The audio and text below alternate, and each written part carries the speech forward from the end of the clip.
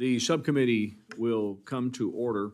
I'd like to remind everybody, as a reminder, we'll follow the 5-minute rule for opening remarks, questions, and comments.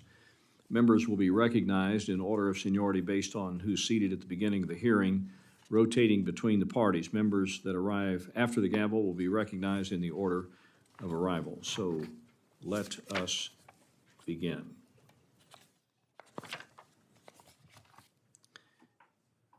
I'd like to welcome everybody to the Subcommittee on Financial Services and General Government. And I'd like to welcome back to the subcommittee Chair of the Federal Trade Commission, Lena Khan. As we all know, Congress is locked in a fierce debate regarding the fiscal trajectory of our nation. One path, the path that we've been on, leads to the $31+ trillion debt mountain that skyrocketed inflation to 40-year highs and has most recently resulted in a rising interest rate environment. Excessive spending has consequences. The other path, which will require constraint, control, and cooperation, has the makings of fiscal responsibility. Now, during this debate, my colleagues on the other side have said that our plans to examine and potentially limit our reckless spending to fiscal year 22 levels is draconian and drastic. I'd like to just point out to my friends that the fiscal year 23 spending bill was settled just a few months ago. That means that we just started to operate at 23 levels. The sky didn't fall for federal agencies during fiscal year 22. Given this debate, it's appropriate for the subcommittee to carefully examine the budget for all of the agencies that fall under our jurisdiction. Today, we will explore the FTC's budget request that's asking for $160 million more over last year's enacted levels. This is once again a significant funding level for an independent agency that has received yearly increases. Requests of this magnitude must be explained and justified thoroughly. Questions of whether the FTC is performing its critical mission of protecting consumers and promoting competition appropriately need to be asked. Unfortunately, a once bipartisan commission has been reduced to one-party rule, and we're witnessing the effects of this change. The FTC, with a cavalier attitude, is weighing in on areas that are outside of its authority and deciding on issues through subjective means. We all agree that the work conducted to protect our seniors and our military through the FTC's consumer protections is critically important, but expanding the scope and following a philosophy of big is bad for its antitrust work is dangerous. Competition has always been measured through pricing and product availability, as well as a dynamic nature of business innovation. Moving beyond the objective to the subjective is discouraging to all kinds of business activity. Chair Khan, these are important topics, and I look forward to today's discussion, but to be clear, to no surprise, I can't support a massive increase for the FTC's budget, especially given the Commission's recent track record and given the nation's current fiscal outlook. With that, I now recognize my colleague and sitting in for the ranking member from Maryland, Mr. Hoyer, Mr. Pocan, for his opening statement. Thank you, Chairman Womack. I'd like to welcome Lena Khan, the Chair of the Federal Trade Commission, to today's hearing. I look forward to discussing what the FTC has accomplished and the direction it's going, as well as how the fiscal year 2024 budget request will provide the resources they need. The FTC protects consumers across vast swaths of the economy. They set rules and expectations for corporate behavior, ensure Americans have the information they need to make prudent decisions, and investigate allegations of wrongdoing. The FTC assesses mergers and acquisitions and other competition issues for much of the U.S. economy, including technology, healthcare, energy, and pharmaceuticals. It also investigates unfair and deceptive practices related to privacy, cybersecurity, credit reporting, misleading advertising, and numerous other areas. The FTC has some of the brightest and hardest working employees in government, but these broad responsibilities mean that the agencies must make hard decisions about what investigations to pursue. We have heard reports that when you go to court, FTC is often outstaffed dramatically by corporations and high-profile litigation. I appreciate that you have requested substantial funding increases in the fiscal year 2024 to support the FTC's enforcement, rulemaking, and research priorities. The FTC is requesting a significant funding increase of $160 million, or 37% above the fiscal year 23 enacted level, for a total of $590 million. This funding would go towards additional staffing in the areas of competition and consumer protection, as well as support IT needs and expert witness testimony. This increase in resources will further empower the FTC to improve fairness in the marketplace and lower costs for American taxpayers. Additionally, because of the continuing surge in merger and acquisition activity, as well as changes to the FTC's fee structure, we anticipate the FTC will also increase its revenue by collecting more filing fees, which will offset a portion of the requested funding increase. Needless to say, the FTC is one of only a handful of agencies whose own fee structure helps to offset taxpayer funding. We look forward to discussing how the FTC will use these funds effectively to support its consumer protection and competition work. Before I yield back, I would like to note that this week my colleagues from the other side of the aisle have advanced a debt ceiling bill that would impose drastic cuts to federal agencies. For the FSGG bill, that means cuts to agencies like the FTC, which protects Americans from fraudsters and scammers, the Consumer Product Safety Commission, which keeps unsafe products off the market, and the Securities and Exchange Commission, which protects the financial interests for investors, and the IRS, which just received a much-needed increase in funding for enforcement efforts to crack down on wealthy tax cheats.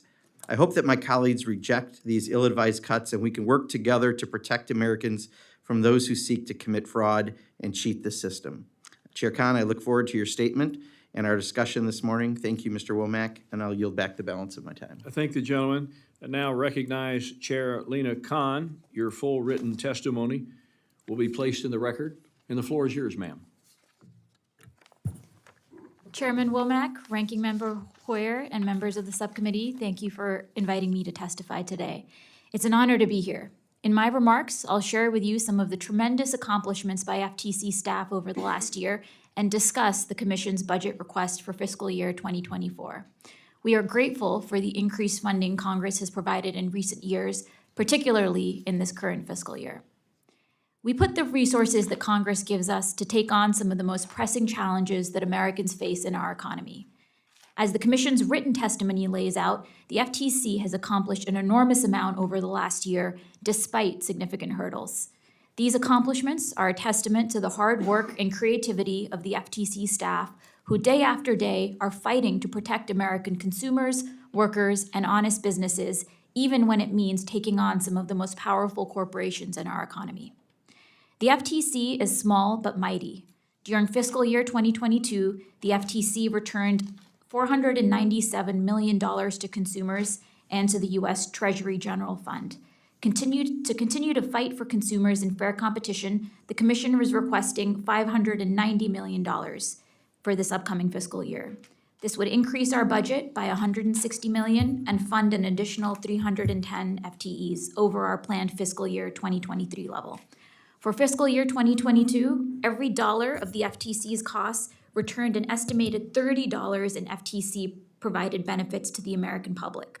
We expect that a larger budget would position us to further grow on this return on investment. We are making this request because Congress has given the FTC a critical job, but our resources have not kept up. Despite some of the recent increases in our budget, the agency today remains smaller than we were in 1980, even as the nation's economy has grown sixfold since then. Demands on the FTC continue to grow as we review multi-billion-dollar corporate mergers, tackle major litigations against unfair or deceptive practices, review millions of consumer complaints a year, and respond to a steady stream of requests from Congress for research and investigation of various economic sectors. Additional resources would allow us to expand the critical work that the FTC staff is doing.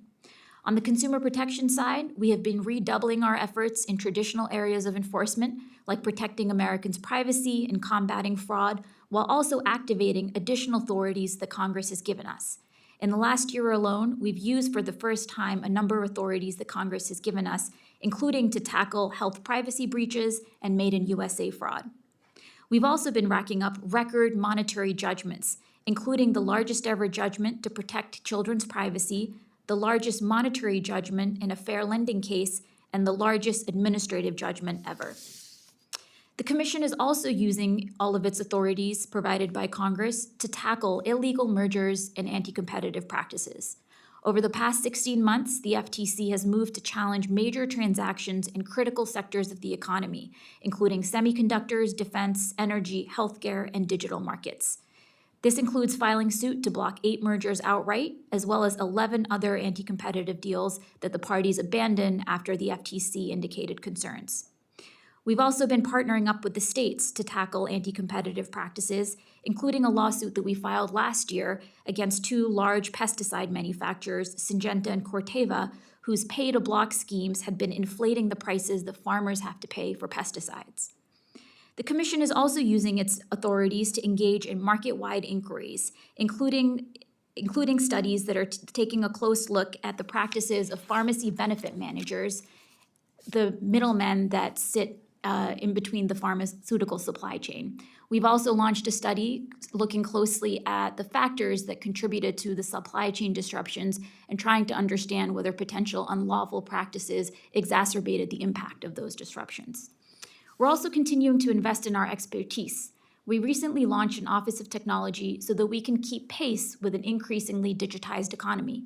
This new office is hiring data scientists and engineers, AI experts, and technologists with expertise across a range of additional specialties. These talented individuals would partner up with our attorneys and economists to strengthen our enforcement work. In short, the FTC is on the front lines of some of the most pressing challenges that Americans face. Ensuring that we can fully execute on the mandate that Congress has given us requires a greater commitment of resources. Thank you for the opportunity to appear before you today. I look forward to your questions. Thank you, Chair Khan. We'll move now to our questions and answers, and I'll lead. My first question, I'm going to cut to the chase here, and I'm going to use a military term in so doing. We continue to hear that there is a command and control issue at the FTC. From anecdotal conversations to abysmal employee survey results to an inspector general audit that cited the Commission's limited controls in place for consultants to news reports of a mass exodus of senior staff over the last 2 years, as well as the resignation of the only Republican on the Commission this year. I have to ask, Chair Khan, what's going on at the agency? While I'm interested in the steps that you will take to correct it, I'm more interested in, frankly, how we got to this place. To ensure this never happens again, please detail for us how we got here. Your turn. Thanks for the question, Congressman. Look, I'm incredibly proud of the work that the FTC staff is doing day in, day out. We're on the front lines of some of the most critical challenges that Americans face. There's no question that there are things early in my tenure that we could have done better. And since then, we've been closely trying to understand some of the source of the decline in morale and identifying ways to improve that. Since then, we've been working closely with the staff to improve on those fronts and are already seeing significant payoffs. As for the Commission, look, it's my firm belief that the Commission is at its best when we have 5 commissioners, and I'm really looking forward to additional colleagues as soon as the President nominates them and the Senate confirms them. Do you encourage collaboration? Do you have an open door policy? Do people use your open, do you have one? Absolutely. Is it stated? I mean, is it published? I mean, people know they can come talk to you? Absolutely. In fact, one of the things that we've introduced under my tenure is open commission meetings. So for the first time, the commission is conducting some of its business in public. Each commission meeting, people can sign up. These are regular members of the public can sign up and come speak directly to the commission. And so in addition to this, we've also been regularly opening public dockets. And so on many fronts, we are today, the FTC is increasingly hearing from the public at greater levels than we ever have before. And we really benefit from hearing directly from the public and learning firsthand what are some of the key issues that Americans are facing. Do you encourage candor? Absolutely. I want to turn attention now to the FTC's productivity levels over the last few years. Specifically, how much time are you spending on consumer protection enforcement actions as compared to antitrust actions? Your budget reflects a larger request for the competition side when compared to your mission for protecting consumers. Please walk the subcommittee through your levels of productivity, and should we anticipate that this trend of more dollars being used on mergers and antitrust will continue? It's an important question, and currently our efforts are organized by a Bureau of Consumer Protection that is bigger than a Bureau of Competition. What we've seen in practice is that bringing antitrust cases is more resource intensive than bringing consumer protection cases. So on average, we can bring a consumer protection case with, say, around 8 to 10 FTEs. On the antitrust side, bringing a single case requires at least 15 people, oftentimes 20 or 25. So we see just a significant resource asymmetry in terms of the number of people needed to bring these law enforcement actions. We've also seen an asymmetry in the level of expert costs. So expert costs on the consumer protection side can sometimes be in the tens of thousands or hundreds of thousands of dollar range, whereas expert costs on the antitrust side are routinely in the millions of dollar range. And so we just see at a basic level an asymmetry of what's needed to even bring antitrust cases in the first place, and that's what accounts for some of the discrepancy in the request. Yeah, finally, Chair Khan, $160 million increase. As I stated in my opening, it's on top of significant increases in previous years. As we know, part of your budget is offset by merger filing fees. Walk the subcommittee through your take on the level of merger activity taking place in the country. So the merger activity that we saw over the last few years was off the charts. We saw about a 70% increase year on year, and that was as our staff levels remained the same. And so our staff were under enormous strain to be investigating a dramatic expansion in number of merger filings that have been coming in. We have more recently seen some of these merger filing numbers decline, but they're still somewhat higher than year-on-year averages historically.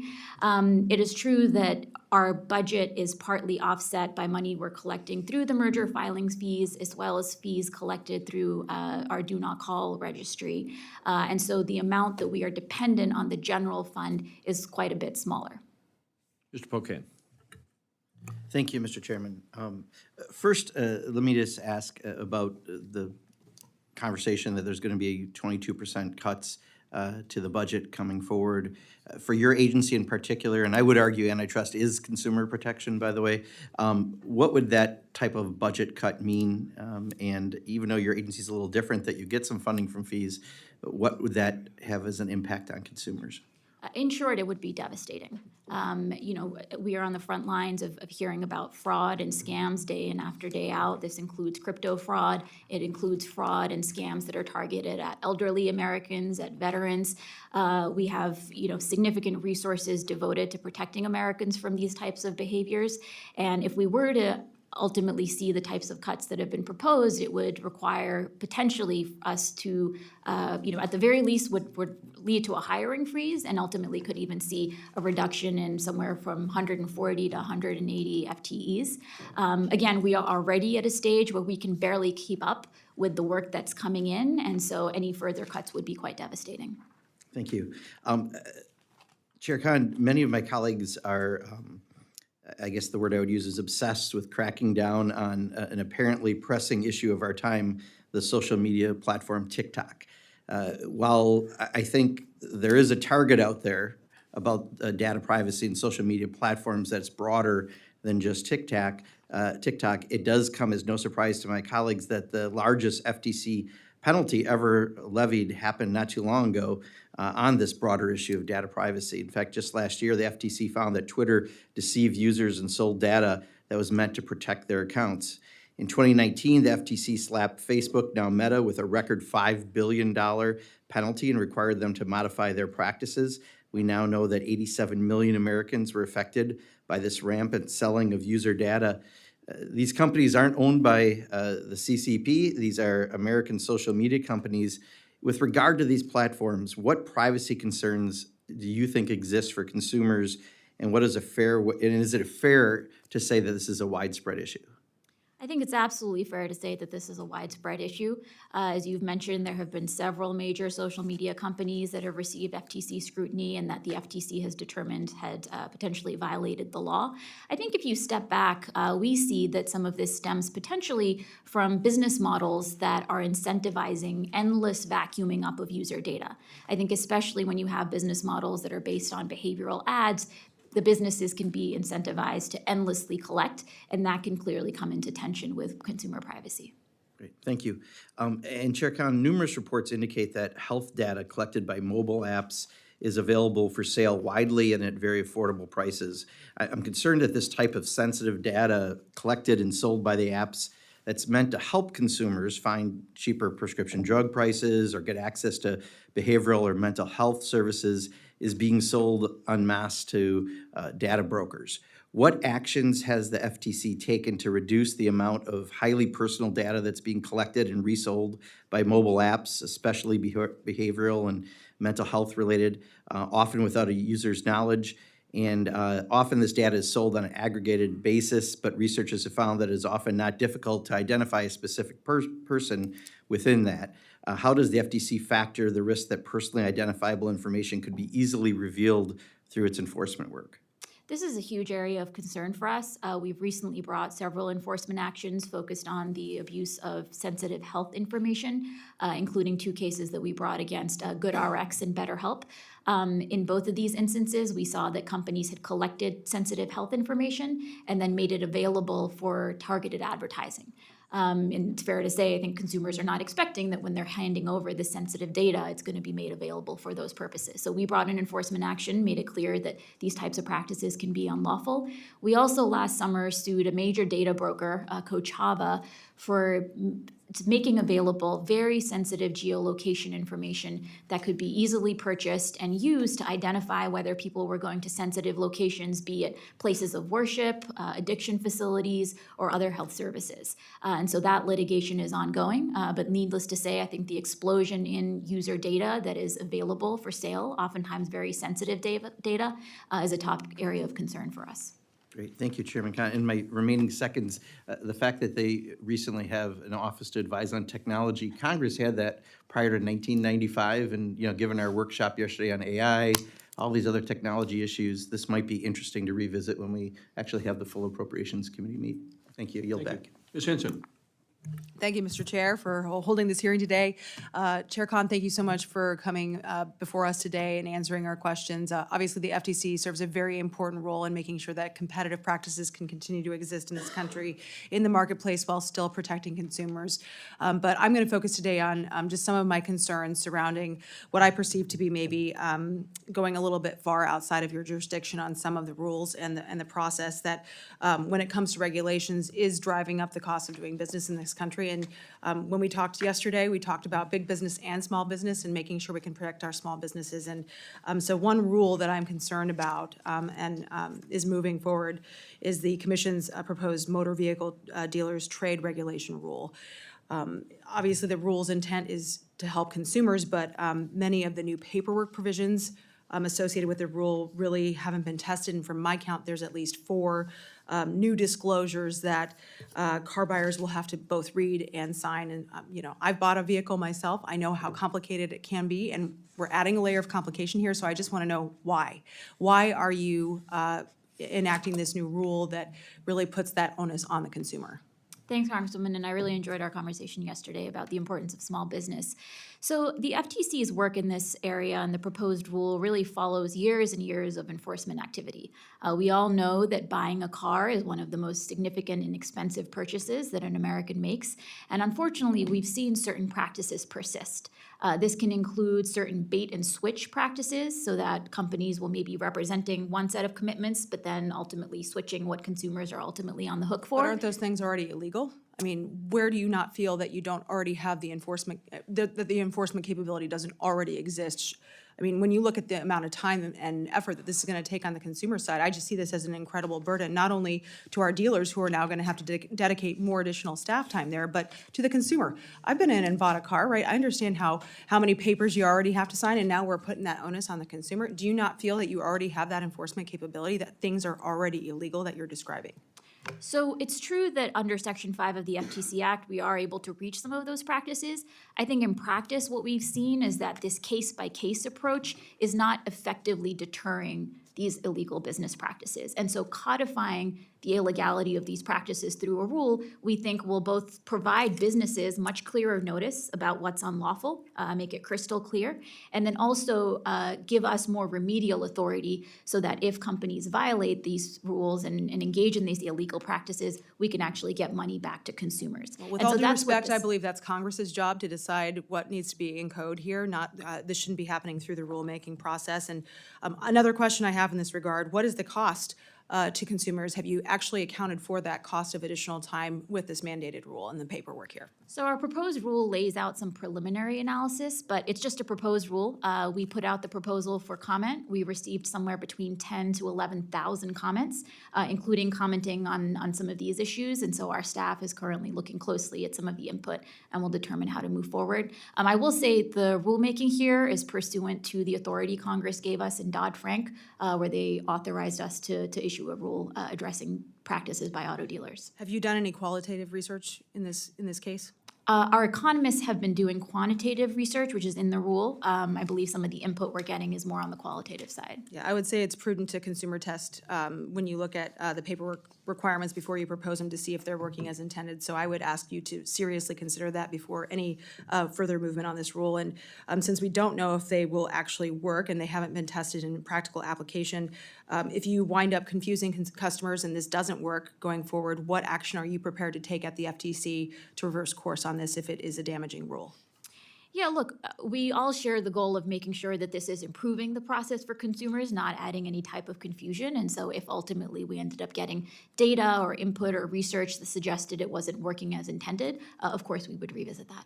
Well, I would like to submit, Mr. Chair, for the record, a letter that I, along with many other members, bipartisan members, wrote to the chair and the FTC to ask her to back off this rule. And I believe it is going to be damaging to consumers in the long run and really will hurt our small businesses, right? Many of our auto dealers are small businesses.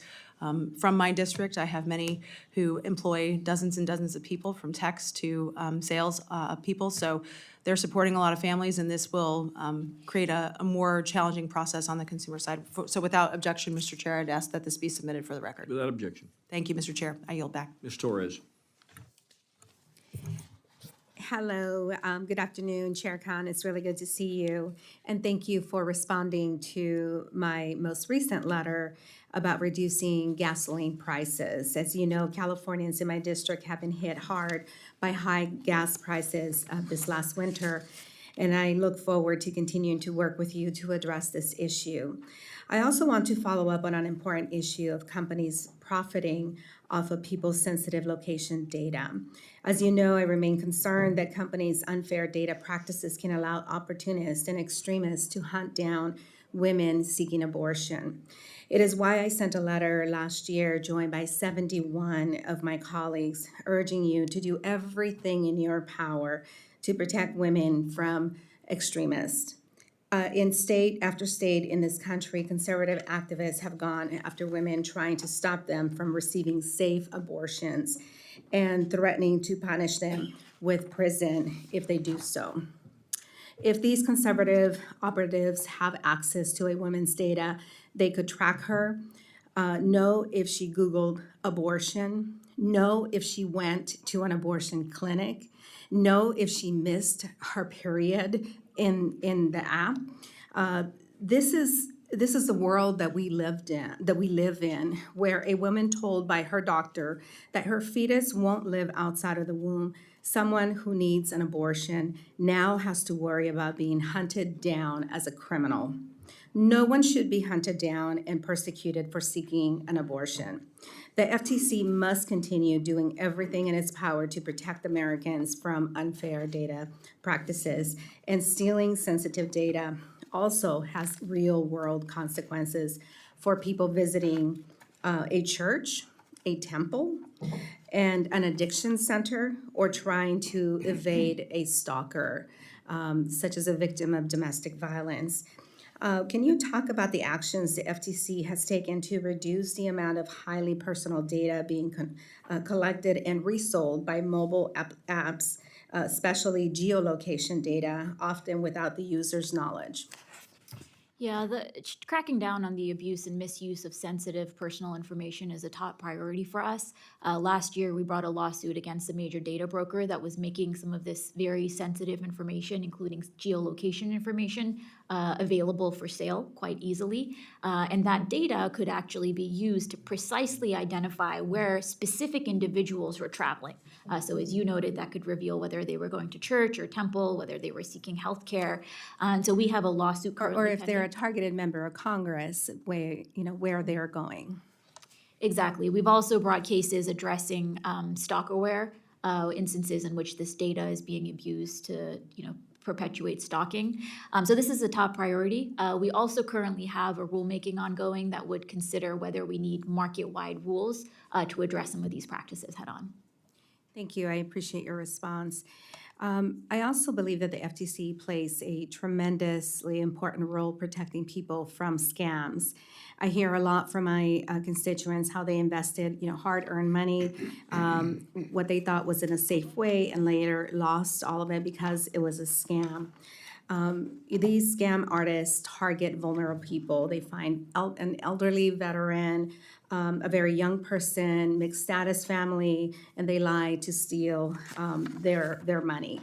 If I use a credit card for one of these scams, most likely I'm able to get the money back. But if I use an ATM card, I will not be able to get any of that money back. We know that both scams and hate crimes are underreported, often because the victim is afraid or ashamed that, or doesn't believe that there's anyone out there, who cares to protect them. The FTC actually, doesn't cost taxpayers anything. The work that you do saves our taxpayers money.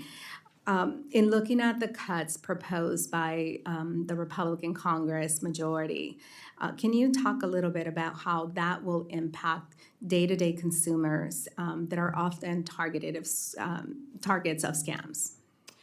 So it's absolutely true. We receive huge amounts of complaints about ongoing fraud and scams. We receive around 6 million complaints a year. Around 4 million of those oftentimes relate to fraud in particular. We've also seen particularly that fraud targeting elders or people of color may be underreported, and so even the data may understate the degree to which these practices are ongoing. It's absolutely true that the types of cuts that could be proposed would come at a serious expense of our being able to fight hard to go after those practices and also critically get back money for consumers.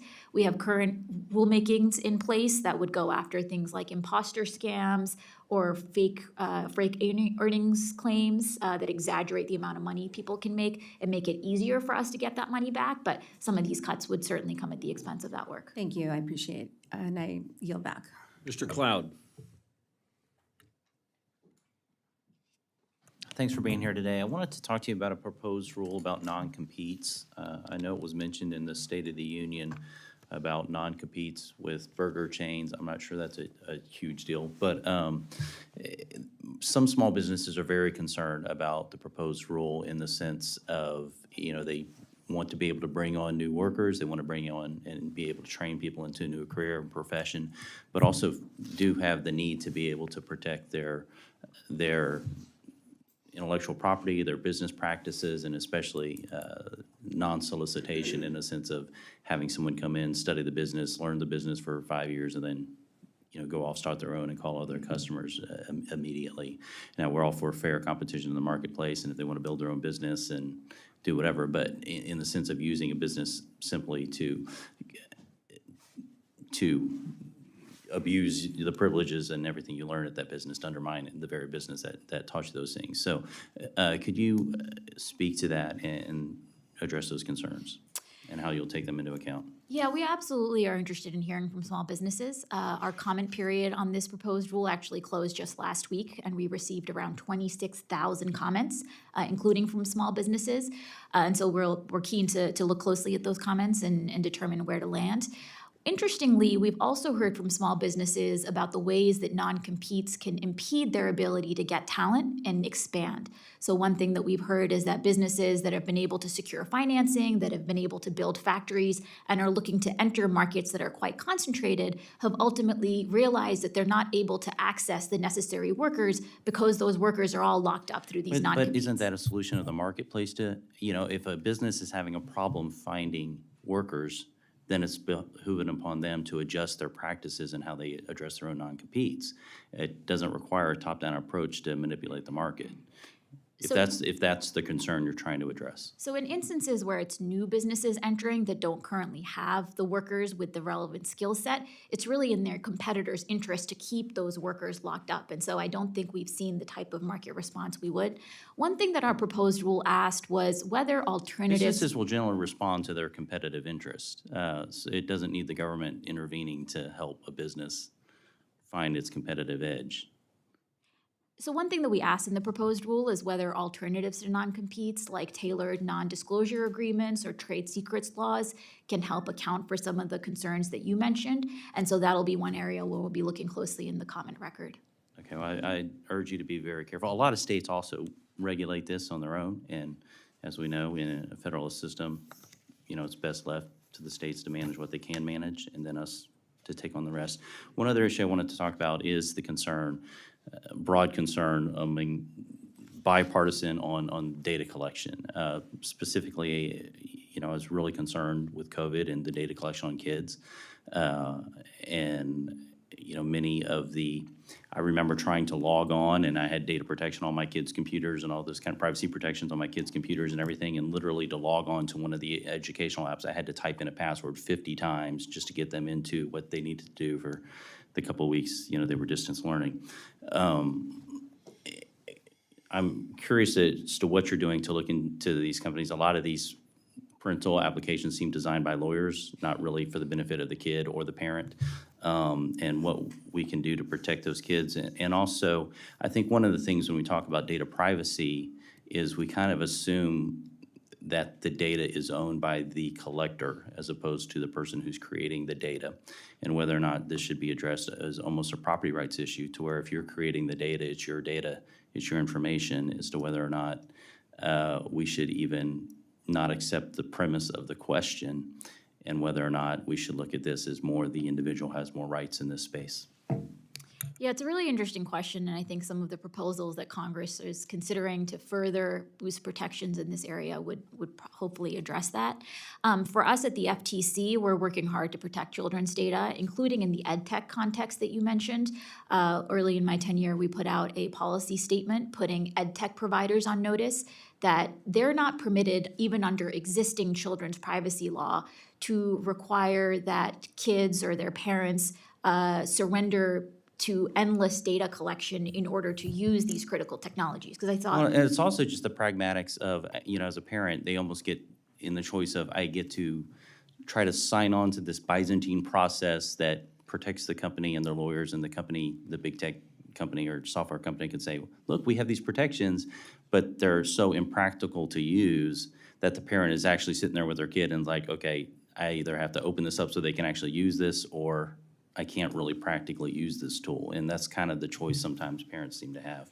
that's exactly what we've seen, and that's why we put ed tech providers on notice that even under existing law, they can't require parents to just surrender to endless data collection, because we saw absolutely, especially during the pandemic when overnight kids were having to use these apps to do their homework, those privacy concerns really went off the charts. We also recently brought a enforcement action against Epic Games for engaging in practices that were really putting kids' data, exposing kids' data and leading to all sorts of very troubling practices. So this is a big area of focus for us. Mr. Bishop. Thank you very much, Mr. Chairman, and welcome, Ms. Khan. Thank you for the courtesy call we had earlier in the week. The FTC is an independent agency with two major responsibility areas, of course, one of which is the Promoting Competition Authority, which administers the pre-merger notification program, reviews proposed mergers and acquisitions, and enforces the antitrust laws along with the DOJ. You also have the responsibility of protecting consumers investigating unfair and deceptive acts or practices that affect commerce. In December of last year, the FTC issued an administrative complaint to block the merger of Microsoft and Activision Blizzard, two of the large U.S. video game companies. I understand that FTC has opposed the Microsoft acquisition of Activision, which the UK's competition regulator announced yesterday that it will block. Microsoft and Activision have said that they will appeal it. Of course, the European Union Commission has not yet ruled. I wonder if this whole process is losing sight of a more important issue, which is U.S. competitiveness in the global marketplace. American jobs depend on American global competitiveness. And as I understand it, Sony dominates gaming, and blocking this deal seems virtually certain to ensure that Sony will dominate for years to come. Surely there has to be some room for a more pragmatic approach that allows the benefits of the deal while simultaneously protecting competition. I understand that you can't discuss the details of the Microsoft-Activision merger, but I'm interested in understanding how you direct your staff to approach merger remedies. Am I correct that the FTC takes into account a transaction's potential to promote or to restrict competition against foreign rivals and to foster fair and equitable economic opportunity for Americans? It's an important question, and I think historically what we've seen is that strong, robust competition domestically has been what's best positioned America on the international front. Historically, we saw that, when other companies were doubling down on protecting their national champions, the U.S. instead took a different route, be it with AT&T or IBM, and actually taking strong antitrust enforcement in those contexts was critical for unleashing innovation, including the multi-trillion-dollar software industry that we have. So stepping back, we've seen how strong competition domestically is best positioning us for competition internationally and really key to promoting innovation. Oh, that merger would probably limit competition domestically if you block it. Let me move on to another area, and that's the pharmacy benefit managers. I've been hearing from my constituents numerous complaints about the practices of pharmacy benefit managers, which they see are driving up the prices of drugs while making it harder for the small independent pharmacists to stay open, particularly in rural areas where pharmacies are few and far between. Last year, FTC announced it would look into the industry and the impact of the vertically integrated pharmacy benefit managers on the access and affordability of prescription drugs. Can you let us know the status of this inquiry, and does FTC have sufficient resources to address what appears to be a large issue for the affordability of prescription drugs? And can we in Congress help you with those resources? Yeah, this is a key initiative for us. Early in my tenure, we opened a public docket to hear about potentially unfair contract terms, and we heard an enormous amount from pharmacies as well as from patients who suspect that the practices by the big PBMs are depriving them of access to critical medicines. So this study is underway. Candidly, additional resources would be a big boon to us here. This is definitely one of the projects that, if we were to ultimately get a cut in funding, could potentially be compromised. Thank you. My final question has to do with competitiveness in the grocery and pharmacy business. You promoted revival of the Robinson-Patman Act as a means of restoring competitiveness in independent groceries and pharmacies, and you know that it's an antitrust law preventing large franchises and chains from engaging in price discrimination against small businesses. If a wholesaler supplier sells products to a franchise at a discounted price not available to the smaller business, such as a volume price, they could be in violation of the Robinson-Patman Act. Can you discuss how this tool might help our rural communities, which often rely on family-owned groceries and pharmacies for household necessities? What kinds of challenges does the FTC face in managing a law that hasn't been enforced for more than 2 decades? It's a great question, and one of my top priorities when I came into this job was making sure that the FTC is fully enforcing all of the laws that Congress has charged us with administering. Robinson-Patman is one of these laws. It's on the books, and so we take enforcing it very seriously. We've certainly heard concerns from independent grocers in particular, including those in rural areas, about how price discrimination, particularly by the big wholesalers or big retailers, could be coming at the expense of independence and really leading to food deserts and exacerbating supply shortages that we're seeing, especially in rural areas. So we take that very seriously. We have a terrific staff that are looking closely at what it would take to reactivate the Robinson-Patman muscle, and we're hoping that we'll be able to share some of that publicly in the coming months. Thank you very much. My time has expired. Mr. Carl. Thank you, Chairman. Chair Khan, the proposed motor vehicle dealers trade regulation rules, that's a mouthful, is expected to cost over $1 billion by the FTC's own estimates. And these extra costs will likely end up being paid for by the car buyers, as we all are fully aware of. Anytime the government rules and regulations makes products more expensive for the consumers, there are fewer people who can afford them. It's common sense, right? I'm also concerned with how this rule will affect the industry as a whole, including the distributors who play a unique role in that difference from manufacturers and dealers. Question is, with all that said, have you taken all those factors in consideration, and can you tell me how much this proposed rule will increase the price of a new car for consumers? So that's certainly something that we take into account when we're proposing these rules. We have to do a cost-benefit analysis, and the proposal we put out offers some of those numbers. Stepping back, this rule would really address bait-and-switch tactics and also hidden fees that ultimately end up inflating the cost that consumers are paying for cars. So in our view, making sure that companies are not able to engage in these hidden fees and surprise fees would ultimately help consumers, including by reducing the costs of the cars that they're paying. As I said, this has been an ongoing proposal. We've received 10,000 comments, and so we're looking closely at them to determine next steps. But the buyer does have a responsibility. They can say no and walk away. You're talking about the hidden fees. They come out at some point, place, and time. We can walk away from the deal. I don't see where the government getting involved in trying to enforce this and more regulations on top of regulations, costing the consumer more money on the other end is any better than what we've got now, I guess is what I'm trying to get at. Speaking of the price of vehicles, I'm concerned about the EPA's proposed rule that would increase the average upfront cost of an electric vehicle by $1,400 in just a few years. I'm not at all against electric vehicles. In fact, I'd like to buy one if it was more dependable for use in rural areas. It's a little tough where I'm at to have electric vehicles. Although I have a huge problem with this administration trying to force go electric on everybody, despite the fact the average price of an EV is already about $59,000 per vehicle.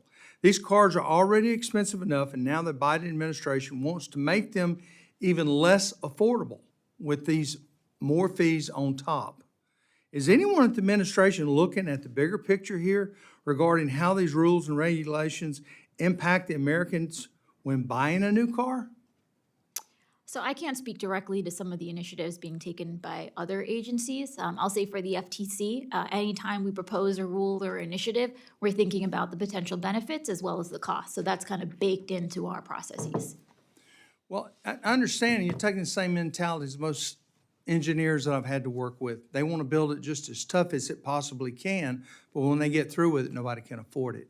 And I think that's where the federal government is going. We're just keep compiling all these rules and regulations on the premises of taking care of the consumer. In reality, we're creating a nightmare here with our independent car companies. I live in a small town.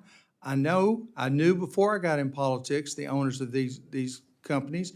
So it's my responsibility when I go car shopping to know their reputation. So I think the federal government getting more and more involved is wrong. I'm being quite honest with you. And I appreciate your phone call yesterday, by the way. Thank you.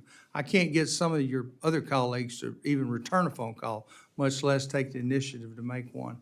But I think we've got some real problems here. I don't think this has been thought through. I think the car dealers are going to be are going to take the blunt of it because they're going to be responsible for that $1,400 price increase. In reality, it's your department, not the car dealers themselves. And with that said, Chairman, I think my time is up. Thank you. Mr. Molinar. Thank you, Mr. Chairman. Chair Khan, thank you for being with us today and appreciate your testimony. I received a copy of an article, Perspectives. It's article by George S. Ford, who's a PhD. It's called An Agency in Crisis. Employee satisfaction at the FTC continues to decline. I think it was recently released. Are you familiar with this article at all? Not specifically with that one, no. Okay, what it does is it looks at the beginning of your chairmanship. It says the FTC was the highest rated federal agency on employee satisfaction. It says largely due to Chair Khan's mismanagement and politicization of the once highly respected agency, surveys conducted by both the Office of Management and Budget and Best Places to Work in the federal government rankings revealed that employee satisfaction at the agency sharply declined in the year following her confirmation. Are you familiar with those surveys at all? Yes, I am. Okay. I would just like to, with unanimous consent, ask that this could be read into the record. Without objection. Thank you.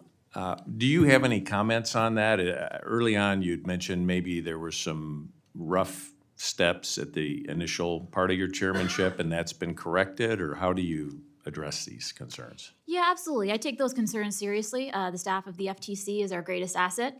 We can't, without them, do any of this really important work. So since then, we've been working closely to hear directly from staff about what we can do to make it easier for them to do their jobs. We put in practice certain processes to be better sharing information with them more regularly, streamlining processes so decisions can be made more quickly. And so all of that is now underway, and I think it's having results inside. Okay, thank you. I wanted to follow up on Representative Bishop's question about Microsoft Activia merger. What strikes me is you've got multiple jurisdictions involved. I wonder if you or your staff consult or have consulted with the UK Competition and Markets Authority in something like this? Is that something you communicate with them on? So as a general matter, we have information sharing and cooperation in place with authorities around the world. Actually, a lot of this work was initiated under my predecessor, Republican Chair Debbie Majoris, who launched our Office of International Affairs and has enabled the FTC to be a world leader both on the competition and consumer protection front. So I would take that to mean you have consulted with the British agency on that? As a general matter, we are in touch about concurrent investigations where our authorities allow for us to do so. Okay, so that's a yes, right? Yes, as a general matter, yes. Okay, all right, thank you. Do you get concerned that, those jurisdictions might get clouded and that their authority might supersede and you're almost delegating authority to them? I'm not worried about that because at the end of the day, every enforcer is making its own independent judgment about how the laws of that jurisdiction apply to the facts before them. The facts can vary based on how a particular merger is affecting one country versus another. As you noted, our laws and authorities differ as well. And so while we have information sharing in place, that's not coming at the expense of any enforcer making their own independent judgment and determination. Okay, thank you. In July of '22, you were asked by a bipartisan couple of senators regarding TikTok. You'd mentioned protecting children's privacy as an important part of your mandate. Since that request in July, what has the FTC and what have you done relative to TikTok? So as you know, I can't entirely share non-public information, but we'd be happy to see what we can provide you on a non-public basis. As a general matter, I'll note that TikTok is already under FTC order. The FTC, before I even arrived, found that TikTok had engaged in potentially unlawful practices. And so now, if they further violate that order, that could lead to even more relief and remedies.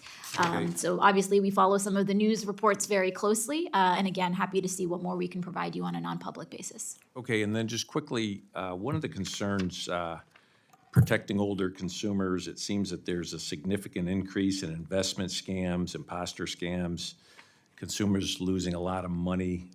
Shouldn't your resources be devoted more to that front as opposed to some of the other areas you're involved? We absolutely have resources devoted to that. And in fact, what we've been doing is looking to make our enforcement on the fraud front more efficient. So by codifying some of these rules against, say, imposter scams, it means that we'll be able to expedite how we can bring these enforcement actions and actually return money back to the elder Americans that are being defrauded. Just, one of the concerns raised was the amount of fraud was more than double the amount report lost in 2021. The amount in 2022, 3.8 billion, was double the amount reported lost in 2021. Are you familiar with that statistic? Not specifically. I will say we did see a surge both in crypto fraud as well as COVID-related fraud over the last few years. Thank you, Mr. Chairman. I yield back. Thank you. Mr. Joyce. Thank you, Chair. Madam Chair, your budget request includes a $90 million increase for actions relating to promoting competition. However, I have concerns how the Commission would deploy these resources. For example, the FTC has undertaken a multi-year effort to block the Illumina Grail acquisition, even after its chief administration law judge issued an opinion that this acquisition would not hurt competition following an extensive trial on the merits. FTC's actions to block this merger are delaying technology that could save lives in pursuit of a speculative antitrust theory that lacked legal support.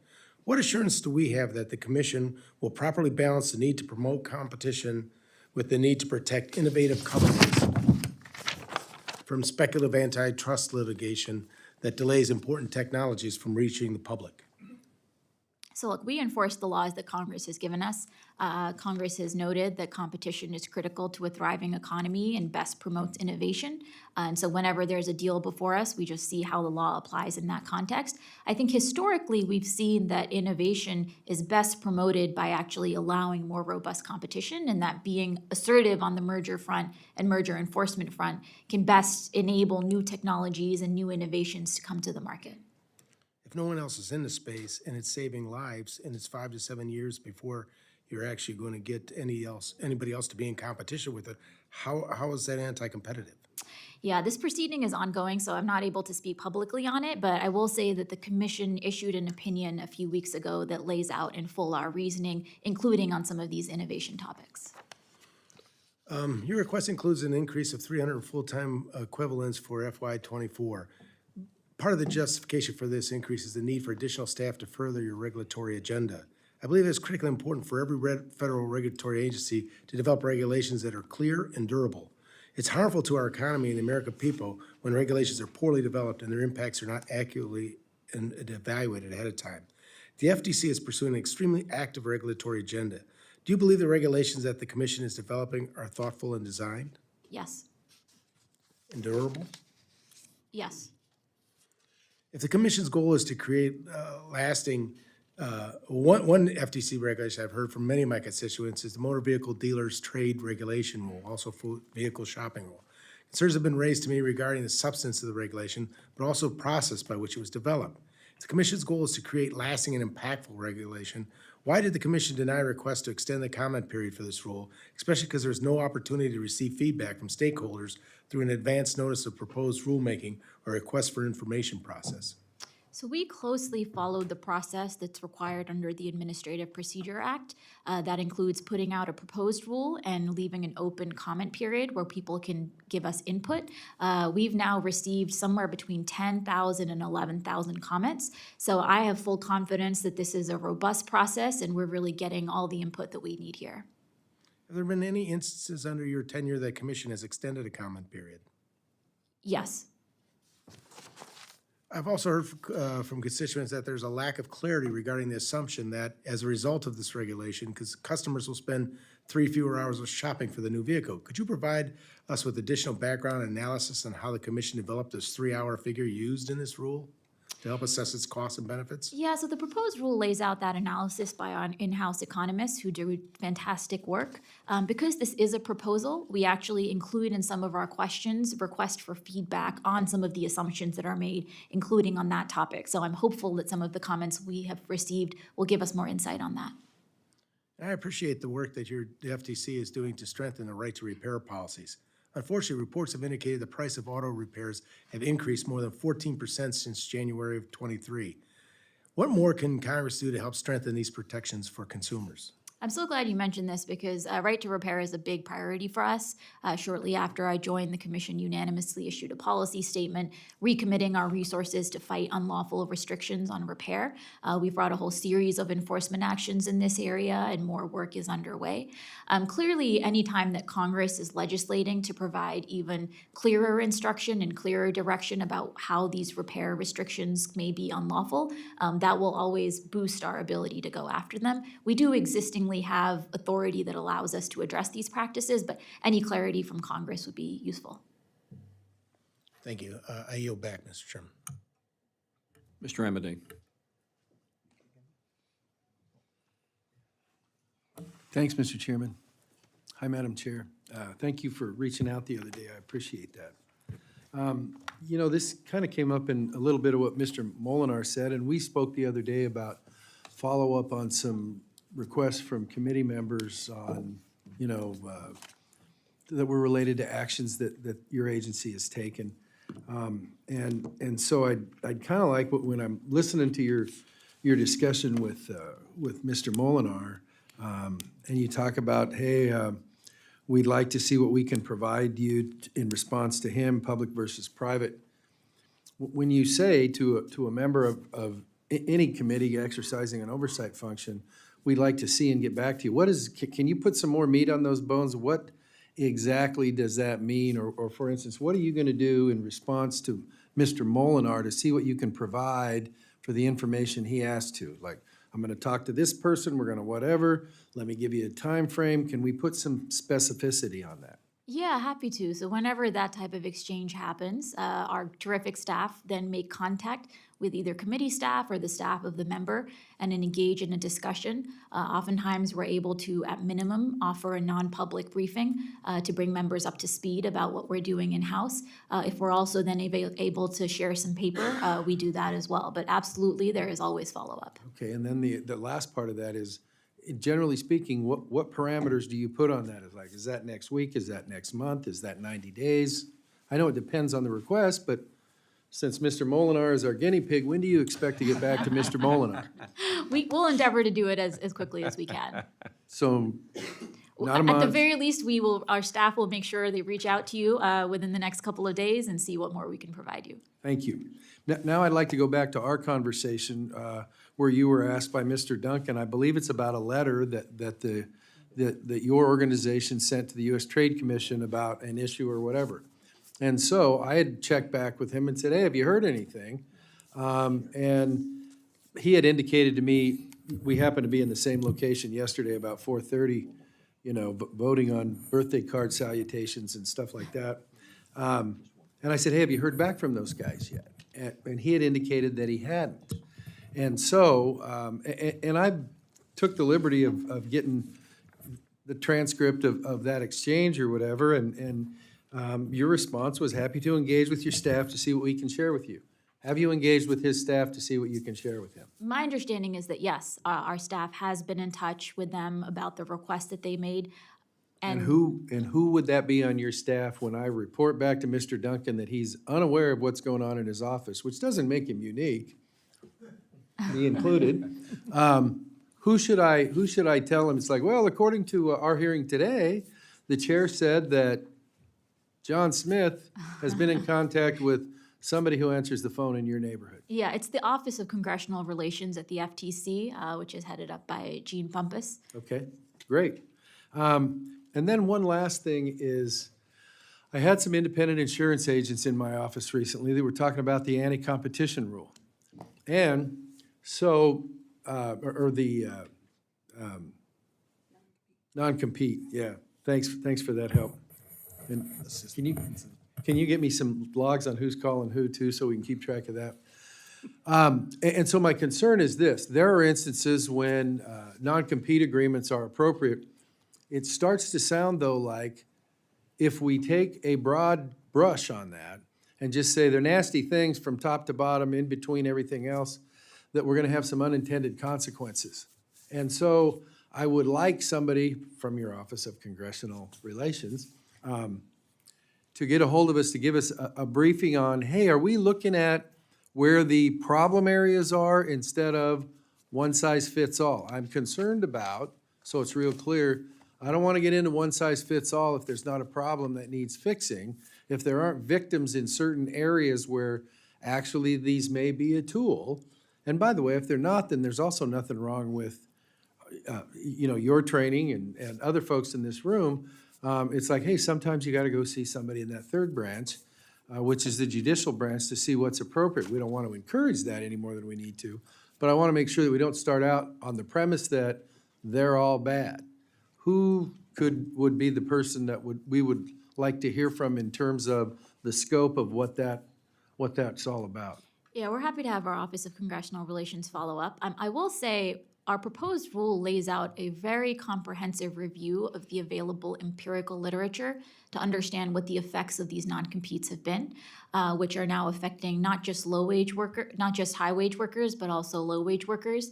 We've also seen that over the last couple of decades, different states have gone into different directions with this, and as a result, we now have effectively a natural experiment on the national scale, which has allowed researchers to study and isolate what are the effects of non-competes. What they have found is that even when these non-competes are applied in, say, states that have prohibited them or limited them, they're still being applied at a very high rate. Companies are not abiding by that, and that there can also be significant effects on innovation and new business formation. And so that's why we thought that at this stage, it was important for us to address those practices across the board. Well, then let me help you. My time has expired. I want to hear specifically about problems in the insurance industry where books of business and things like that. I want to know about victims, and I want to know about why this area needs some help in that area. Thank you, Mr. Chairman. Mr. Siscomani. Thank you, Mr. Chairman, and thank you also, Chair Khan, for coming before the committee to testify. From my fresh perspective here on the committee and Congress, it seems clear to me that the FTC has two distinct but related missions. First, to protect consumers, and secondly, to promote competition as well. One of the most important constituencies in my district that needs protection is that of our more than 200,000 seniors that I have in my district. Many of my constituents have complained of signing up for the Do Not Call registry, but still receiving phone calls. I understand this is likely because scammers don't care who is on this registry or not. So my question is going to be around this area and actually following up to one of my colleagues' comments on this. Can you speak to the efficiency of the registry, specifically in stopping criminals and scammers? Yeah, it's a great question, and one of the top sources of consumer complaints that we get are about robocalls and unwanted calls. As you noted, there is a do not call registry, but what we've seen is that companies engage in spoofing that basically conceals where they're calling from, and they're able to evade some of those processes that we have in place. Nonetheless, we've been bringing enforcement actions, including recently enforcement actions against VoIP service providers, which are the upstream providers that can, in some instances, enable millions and millions of robocalls. So what we've seen is that rather than just go after these fly-by-night scammers and fraudsters that are doing the calls, going after the providers that are enabling this activity to continue is more effective, and so that's what we've been doing. Can you speak to that, of how effective it's been? Have you seen data of this getting better or not? I keep hearing about this issue from my constituents, so I would like to see if this is trending in the right direction, or are we seeing any results from those actions yet? Yeah, based on the data that we have, we've seen around a 19% reduction in the complaints that are coming in. So that to us suggests that there is some impact here. But of course, it's possible that that data isn't fully reflecting what's happening. But that's what we're seeing in the numbers. Okay, and how long did you start applying that? How long of a process has that been in place of that action? Of these enforcement actions? Those enforcement actions. I mean, the FTC has been active in this space for at least the last 2 decades. The Do Not Call registry was put in place in the early 2000s. No, but I mean, the registry is there, but then we're finding problems with it. And what I'm trying to get to is, what more can we be doing if this 19% decrease, how long has that action been happening?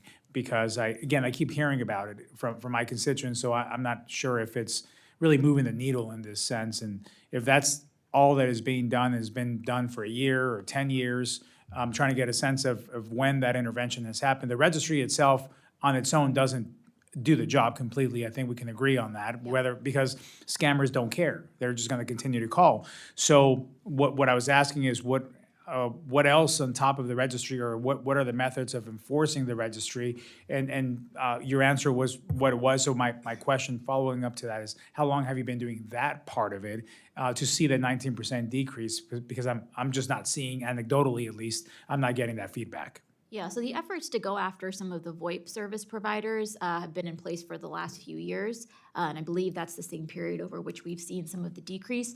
I will note this is also an area where we share jurisdiction with the Federal Communications Commission that is also able to reach some of these practices that are outside of our jurisdiction. You know, it seems in several areas, but this definitely being one of them, that we're kind of playing catch up with the criminals and the people committing fraud on these. And they seem to have a leg up on us, and specifically on the robocalls area. Consumer protection should continue to be an important priority, and one that is not pushed aside while the FTC goes after the biggest bad antitrust work. You know, in the FY23 funding for protecting consumers was above promoting competition, but in your FY24 request, this is reversed. Is there a trend that we should continue to expect on this? So the main motivation here is to make sure that our competition mandate is better resourced, because the competition enforcement actions require more people and they require more money because the experts are more expensive. So that's really what's motivating some of that unevenness. But currently our Bureau of Consumer Protection is already bigger than our Bureau of Competition, and even the increases that we'd be making would fully equip us to be active in this area. Well, thank you. My time's up, but I want to just strongly encourage you to please continue to keep the protection side of it, specifically for our seniors, as a top priority, and continue to look into ways to make the registry more effective. Thank you. I yield back, sir. Thank you, Mr. Siscomani.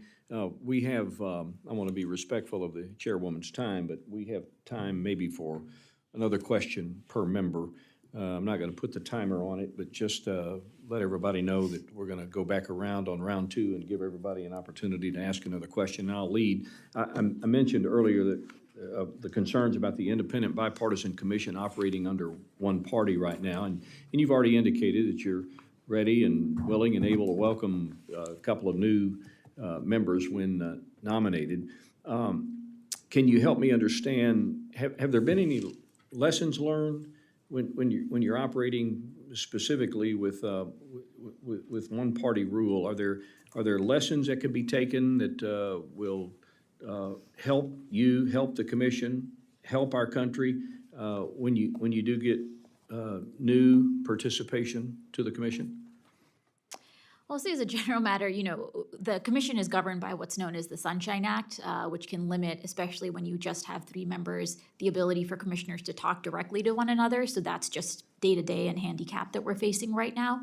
More generally, I think we've seen, including from this committee, a strong bipartisan concern about some of the monopolistic practices in our economy, some of the unfair practices, especially as it relates to data privacy and protection. So I'm hopeful that once we get new members, we'll be able to continue our strong work in both of these areas. Okay. Mr. Pocan. Thank you, Mr. Chairman. Just a follow-up from a question I believe I asked you last year around defense contractors. We know in 1990, Department of Defense could turn to 13 different contractors for tactical missiles, 8 to make fixed-wing aircraft, another 8 to build ships. Today, there's 3 missile and 3 aircraft makers and only 2 surface ship builders. Similarly, there were 8 satellite manufacturers in 1990. Today, there's 4.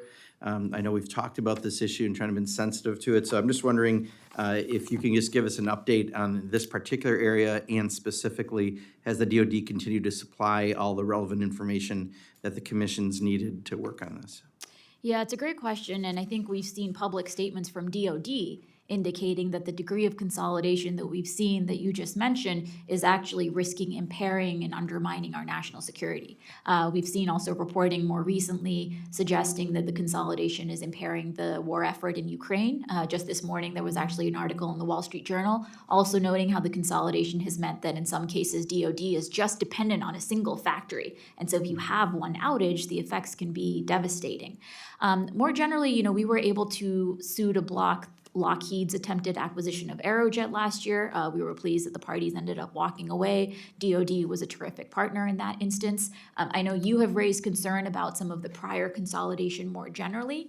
I'll just say as a general matter, in order for us to be able to unwind any of those acquisitions, we would end up being very dependent on any representations from DoD since they're the main customer in those cases. Great, thank you, Mr. Chairman. Ms. Hinson. Thank you, Mr. Chair.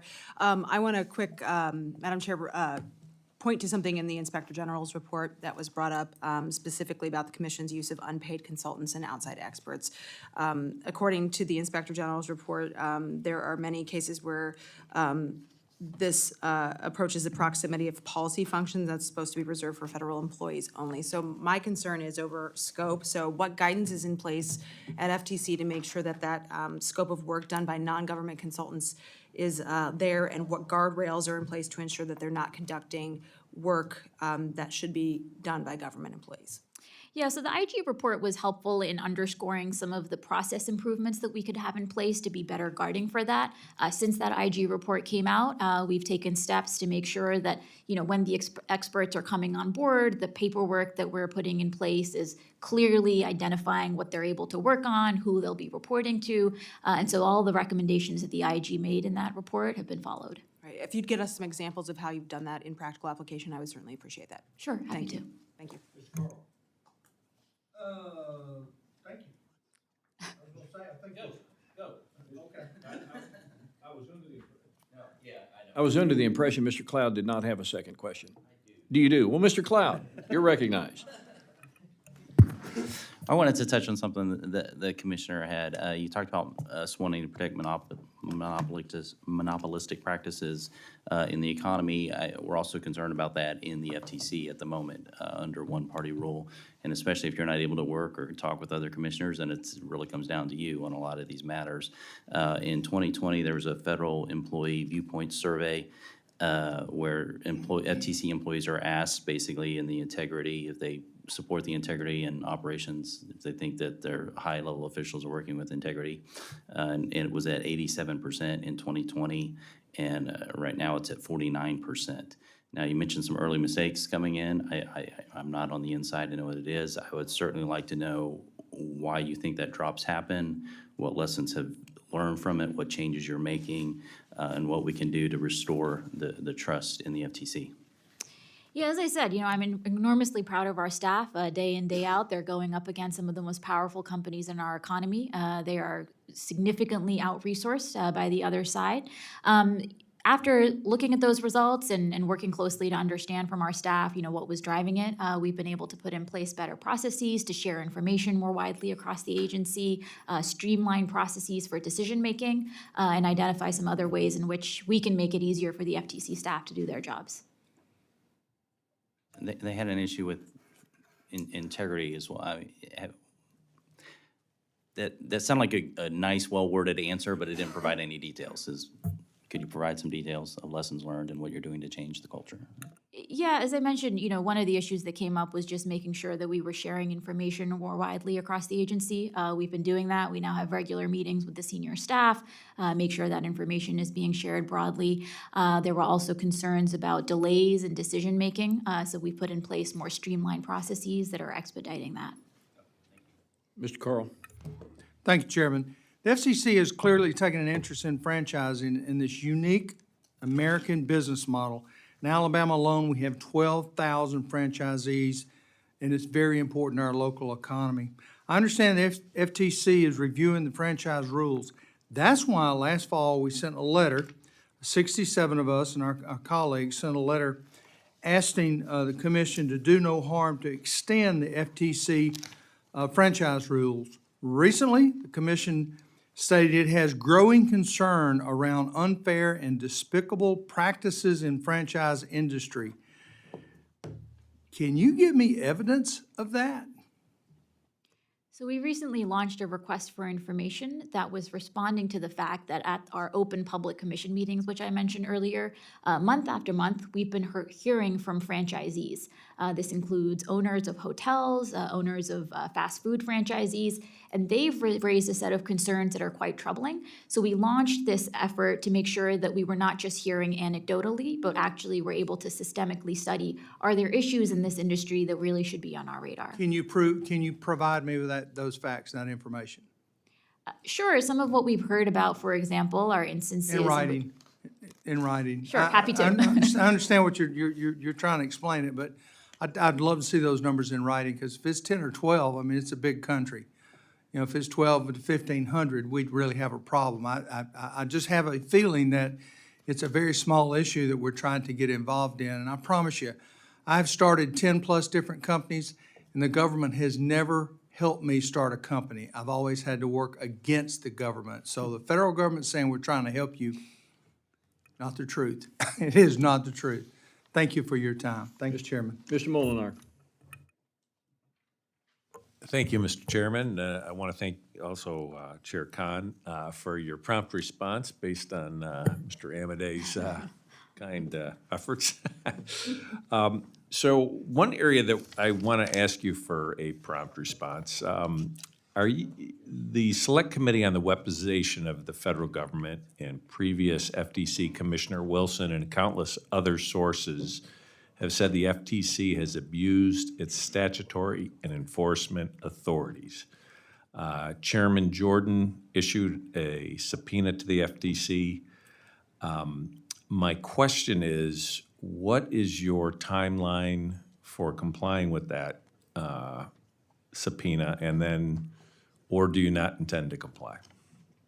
So we've been in touch with the House Judiciary Committee about their various requests. In some cases, we've already handed over significant documents to them. I believe we also, in response to their subpoena, just sent over a letter yesterday morning. So the back and forth between our staff and the committee staff are ongoing. Is there a time that you feel you'll be fully compliant with their request? Their request is quite extensive, so I wouldn't want to prejudge that ahead of time, but, you know, I think congressional oversight is important, and our staff is fully committed to complying and engaging with the committee where we can. So just in line, like Mr. Amadei said, do you have, like, how soon are we talking here? So I know that we've already repeatedly offered the committee non-public briefings to get them up to speed. The committee has not taken us up on that, so we're still waiting for them to actually get back to us on that. And could you update us with that? When you have complied, will you let us know? Sure, happy to. As I said, we've made certain information available to the committee that they have not yet taken us up on. So if and when they do, we're happy to let you know about that as well. Okay, thank you. Great. Mr. Siscomani, bring us home. I'll do that with just a quick, simple question here. Can you walk the subcommittee through the coordination that takes place between the FTC and the Department of Justice when it comes to the antitrust actions, please? Happy to. So we share with the Justice Department oversight of certain antitrust laws. That includes the Sherman Act and the Clayton Act. In those areas, we basically divide and conquer. So there are some industries where the FTC has historical expertise, like the defense industry or hospitals. There are some industries where DOJ has expertise, like airlines. And so in those areas, we really divide and conquer. There are additional authorities that the FTC has that the DOJ doesn't. So our statute prohibits unfair methods of competition under Section 5 of the FTC Act. So we enforce that, DOJ doesn't.